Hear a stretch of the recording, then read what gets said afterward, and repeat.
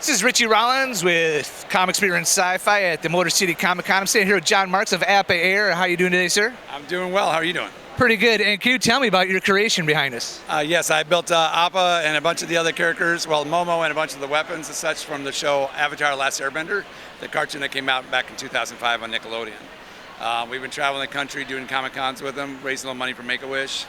The guy took me about 6 months to put together, with everything including the backdrop, the cabbage cart, if you know the show, with the running gag there, and of course like all the weapons and stuff on the other side as well. Wow, what inspired you to do this?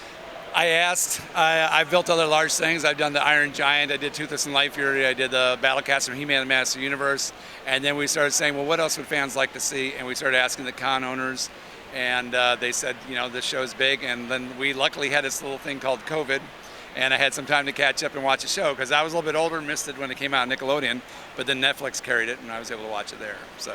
Is this your full-time gig now? It is. I've been doing this 9 years now, and we travel a lot. What was your background before you started doing all that? Well, I have an art degree, and I did a trade school where I learned how to do like casting and mold making, but actually I was in fitness for a long time, and then I decided every Halloween to kind of go big, and one year I made a Hulk, and it was too big to wear as a costume, and I filled it up and I brought it to a show. Everybody said, you should take it to a Comic-Con. I said, what's that?